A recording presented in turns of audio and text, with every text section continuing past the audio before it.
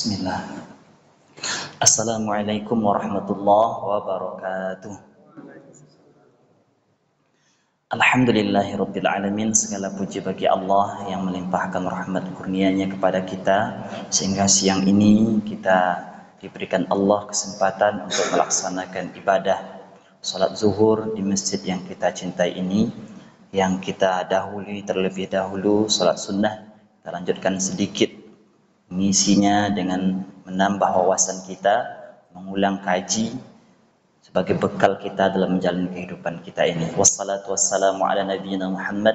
Semoga salawat dan salam sampai pula hendaknya untuk Nabi kita, Nabi Muhammad sallallahu alaihi wasallam wa ala alihi. Semoga salawat dan salam sampai pula hendaknya kepada keluarganya, wasahbihi, para sahabatnya, dan tabi'ahu bi ihsanin ila yaumiddin, dan orang-orang yang senantiasa mengikuti sunnah Nabi sampai dengan hari kemudian.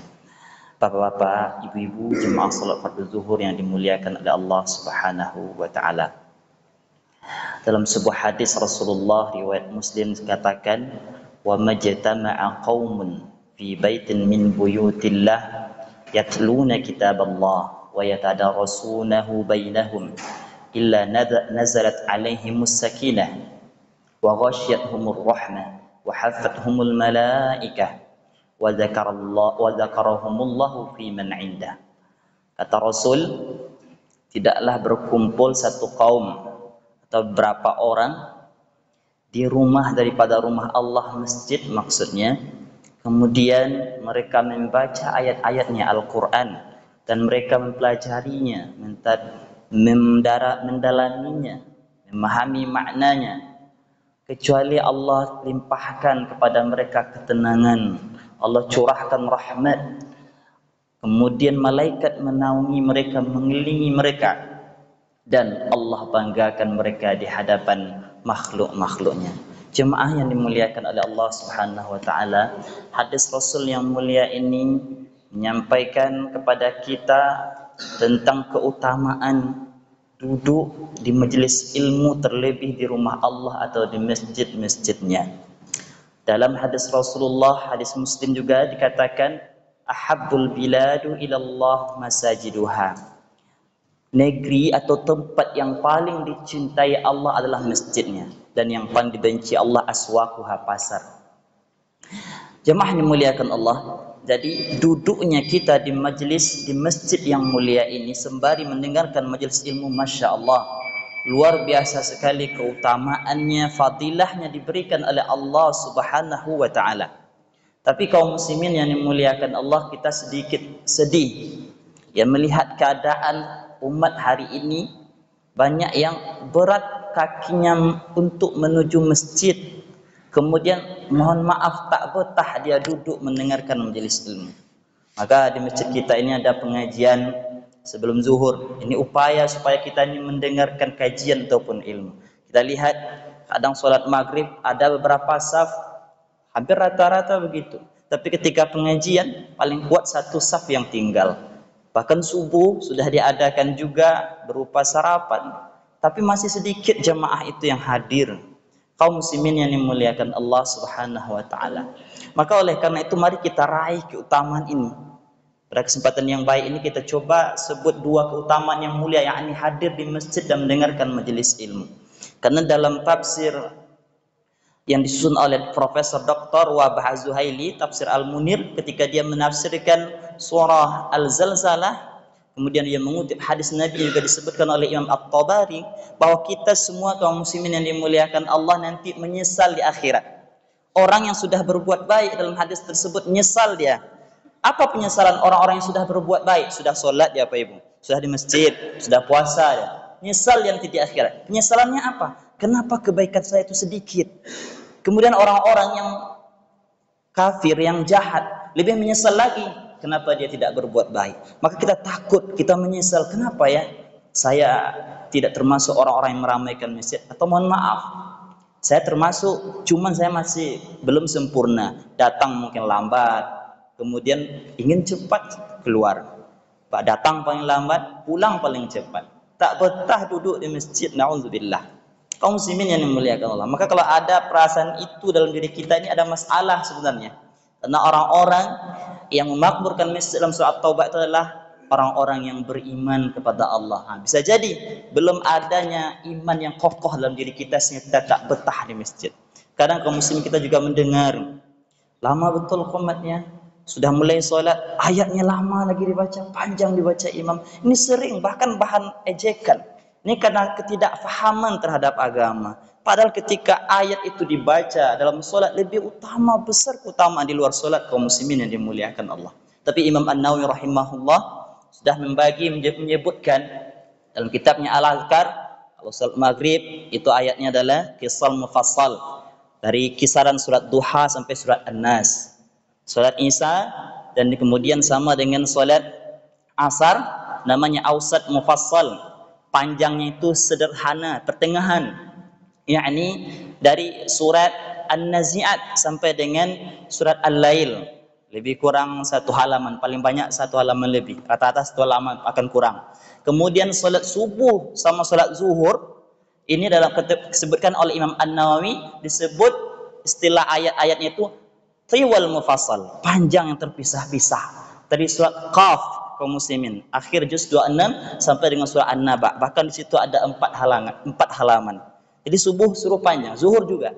Jadi kalau ada kita memprotes lama ayatnya, panjang. Tanyakan hati kita ini. Kaum muslimin yang muliakan Allah. Lihat kondisi masjid hari ini, Masya Allah.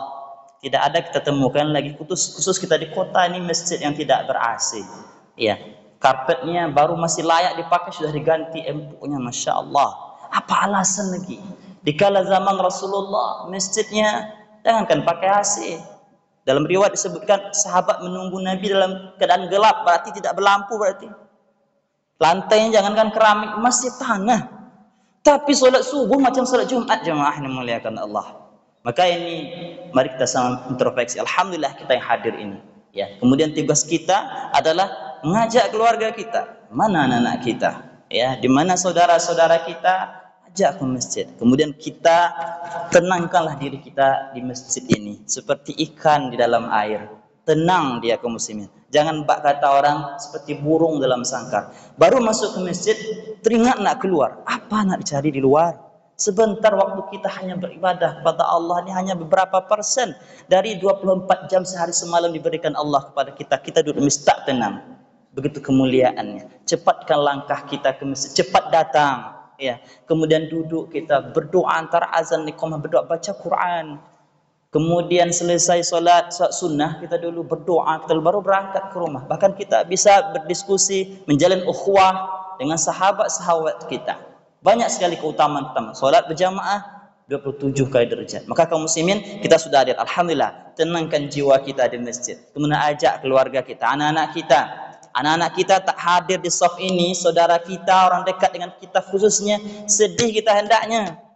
Kalau anak tak juara, ada kita baca-baca di media, tak dapat ranking di sekolah, marah orang tuanya. Tapi tak hadir anak ini masjid, biasa-biasa saja. Hendaknya kita balik. Kalau dia tak juara di sekolah tak masalah. Memang perlu juga, tapi lebih bermasalah ketika anak-anak kita, keluarga kita tak tampak di masjid ini. Itu yang pertama. Yang kedua kaum muslimin adalah menuntut ilmu. Yang menuntut ilmu terlebih dalam hadis disebutkan di masjid. Kajian-kajian yang diadakan di tempat kita, ya apakah sudah Isya, subuh, mari kita hadiri. Kita sedih, saya nengok, ya ustadznya kadang tak termasalah dengan ustadz. Memang hati itu yang bermasalah. Ustadz dari jauh pun didatangkan kadang, tetap juga segitu-gitu aja jemaah tuh. Yang ramai paling jemaah dari luar. Kaum muslimin yang dimuliakan Allah Subhanahu wa taala. Padahal keutamaan menuntut ilmu, Masya Allah. Dalam hadis Rasul, man salaka tariqan, siapa yang menempuh jalan yaltamisu fihi ilman, menuntut ilmu, sahalallahu lahu tariqan il jannah. Allah mudahkan jalan menuju surga. Jadi di antara jalan kemudahan menuju surga dengan hadir menuntut ilmu. Hadis lain katakan, man kharaja fi talabil ilmi kana fi sabilillah hatta yarji'a. Siapa yang keluar rumahnya berniat untuk menuntut ilmu, maka dia mendapatkan pahala seperti berjihad fisabilillah sampai dia balik kaum muslimin yang dimuliakan Allah. Sebutkan juga dalam hadis Nabi bahwa hati kita ini butuh siraman semacam tanah, butuh air hujan. Apa yang hidupkan hati kita? Ilmu kaum muslimin. Maka orang-orang yang tak mau mendengarkan ilmu, ya anti dengan ilmu, ini hatinya tak hidup. Ya, bahkan bisa amalan gitu-gitu aja karena tidak ada perubahan, tidak ada penambahan. Jangan kita dengarkan syubhat-syubhat bisikan setan. Apa bisikan setan? Enggak usah dengarkan kaji ustaz itu lagi, itu ke itu juga bisa dibuka di YouTube. Itulah sangat bisa dibuka di Google. Kaum muslimin, kalau berdasarkan hadis tadi, kemuliaan yang didapatkan orang yang belajar menuntut ilmu di masjid, terlebih yang dibahas ayat-ayat Allah, ilmu pengetahuan, tak didapatkan di rumah. Apa tadi? Ketenangan, dilimpahkan rahmat Allah, dinaungi malaikat, kemudian dibanggakan Allah di hadapan makhluknya. Tak disebutkan di rumah. Apalagi kalau kita buka di Google, tak tahu kita sumbernya entah dari mana. Hadirlah di majelis ilmu. Kalau perlu kejar-kejar. Sebagaimana orang-orang dulu menuntut ilmunya. Masya Allah, ulama-ulama dahulu, ulama mujtahid misalnya Imam Asy-Syafi'i, Hanafi, Maliki, Hambali, dan juga Imam Qiraat, Imam Al-Jazari, Masya Allah. Mereka itu berpindah dari satu tempat, dari satu negara ke negara lain demi mencari ilmu. Kaum muslimin yang dimuliakan Allah. Kita sudah didatangkan ustaz. Kita tinggal duduk saja. Tapi terkadang banyak di antara kita, mudah-mudahan kita hadir tidak termasuk. Tapi kalau seandainya terhadap, berubahlah. Karena ketika kita duduk di majelis ilmu, semangat kita beribadah bangkit. Minimal terkadang ada kesalahan dalam kehidupan kita dapat diperbaiki, kita dengar.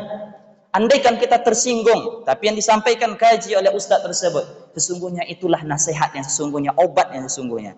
Ibarat ketika kita minum obat, kan rasanya pahit. Itulah tanda dia obat. Ya, ketika kita mendapatkan sentuhan dari pengajian tersebut, berarti benar kita ini sedang dinasihati, berubahlah kita ke arah yang lebih baik.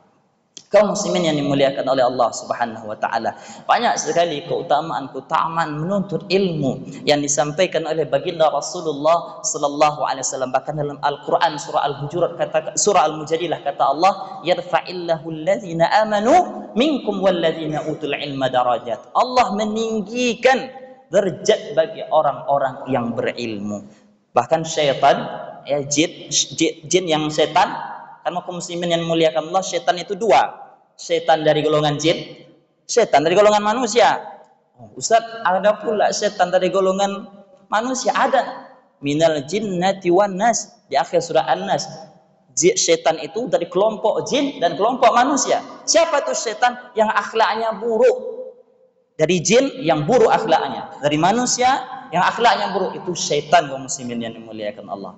Dia mohon maaf aja kalau ada orang tak mau sholat, dia itu bukan kawan setan, tapi dia yang setan sesungguhnya, karena akhlaknya buruk. Kaum muslimin yang dimuliakan oleh Allah Subhanahu wa taala, apa bisikannya? Tak usah kita ke masjid lagi. Nah, inilah tantangan kita yang harus kita hadapi, kuatkan. Duduklah di majelis ilmu, cepatkan hadir ke masjid, kemudian jangan nak pulang. Kalau tak ada kajian antara maghrib dan isya, duduklah membaca Al-Quran. Dalam kitab Ta'lim Muta'alim disebutkan, kitab yang sangat familiar anak pesantren, di antara waktu belajar yang terbaik antara maghrib dan isya dan waktu subuh.